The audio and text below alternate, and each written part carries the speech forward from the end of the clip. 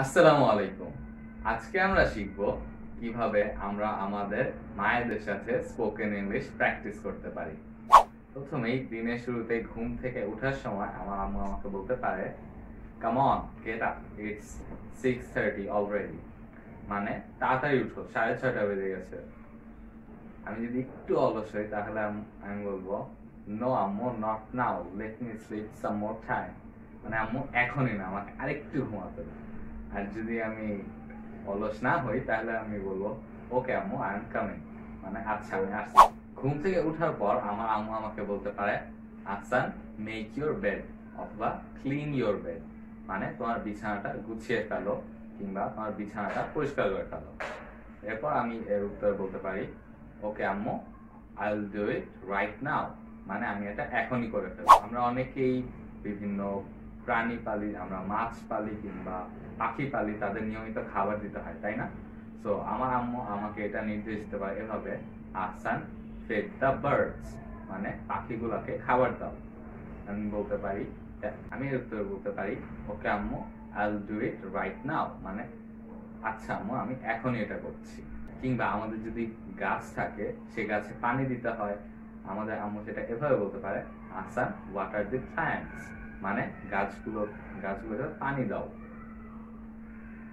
এর উত্তরেও আমি বলতে পারি, ওকে আম্মু, আই এম ডুইং ইট। মানে আমি এটা এখনই করছি।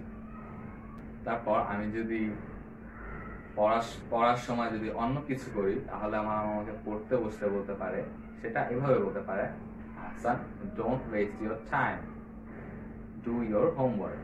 মানে আহসান তোমার সময় নষ্ট করো না, তোমার বাড়ির কাজ করো।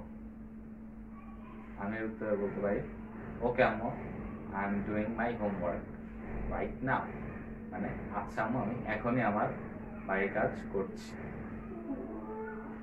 এরপর সবসময় আম্মুই আমাদেরকে নির্দেশ দিবে বা এরকম করবে, এরকম কিছু আমরা নিজেরা কিছু বলতে পারি না? অবশ্যই পারি। যেমন আমরা যদি বাইরে যাই তাহলে আম্মুকে জিজ্ঞেস করতে পারি যে বাসার জন্য কিছু লাগবে কিনা। আমি বলতে পারি, আম্মু, I am going outside, do you need anything? অর্থাৎ আম্মু, আমি বাইরে যাচ্ছি, তোমার কি কিছু লাগবে? এর উত্তরে বলতে পারে, ইয়েস ব্রিং 1 কেজি সল্ট। মানে হ্যাঁ, তুমি 1 কেজি লবণ নিয়ে আসো। অথবা বলতে পারে, ইয়েস ব্রিং 1 কেজি সুগার।